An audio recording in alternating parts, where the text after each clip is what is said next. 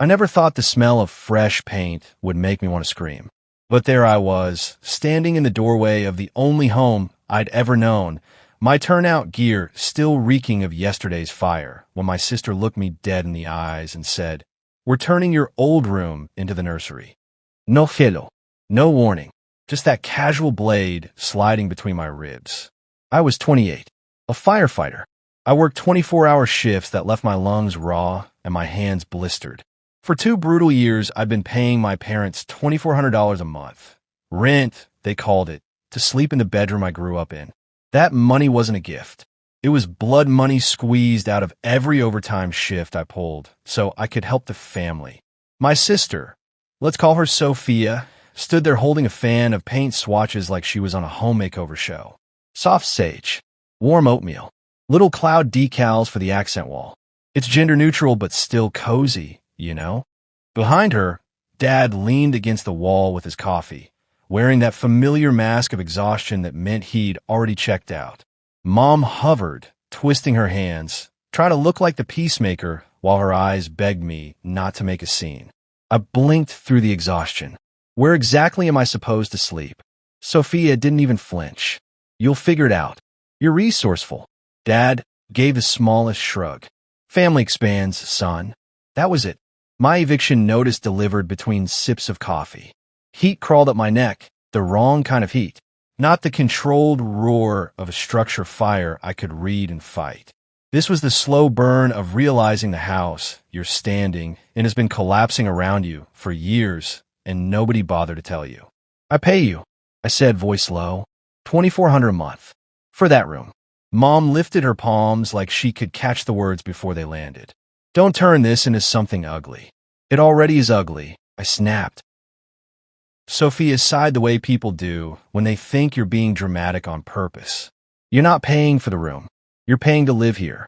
And living here means making space when the family grows.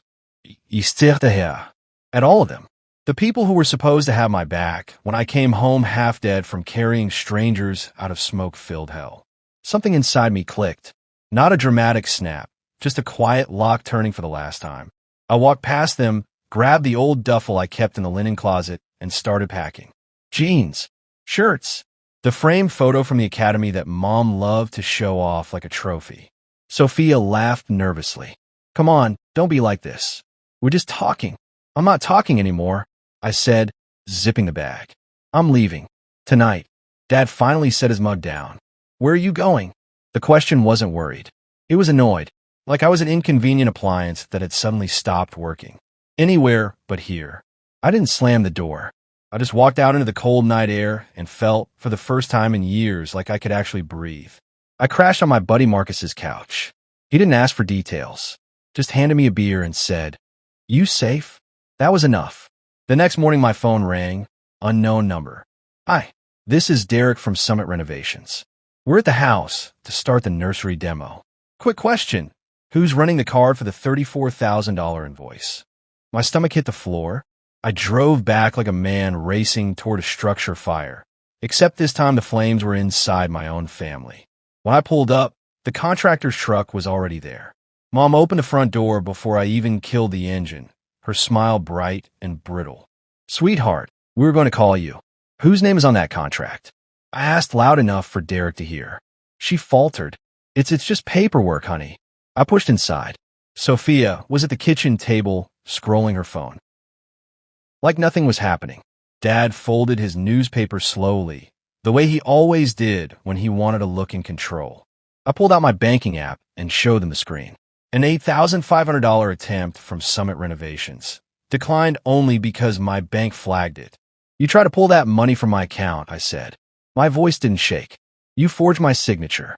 You used the email you saved when I printed benefits paperwork here. You treated me like an ATM with legs. Sophia rolled her eyes. God, you're so dramatic. It's for the baby. I laughed once sharp, ugly. Then pay for yourself.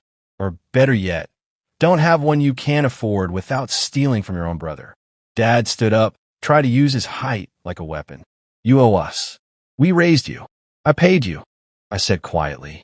For 2 years, I paid more than most mortgages while I ran into burning buildings, so you could brag about your hero son.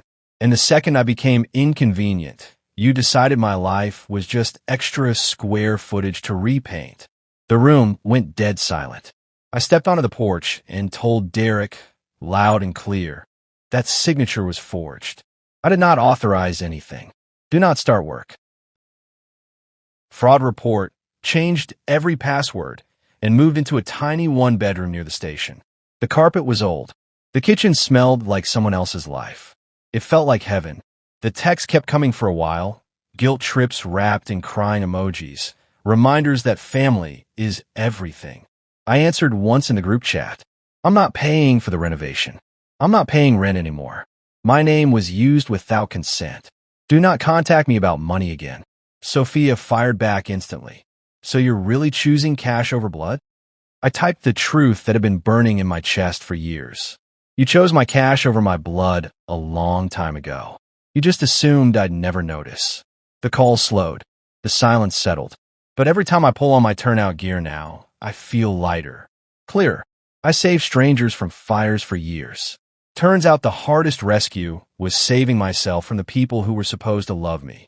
If it were you, if your own family treated your sacrifice like a bank account they could drain whenever it suited them, would you have walked away? Or would you still be sleeping in a room that was never really yours? Drop your answer below. I read every single one, because some betrayals don't come with smoke or sirens. They come with paint samples and a shrug.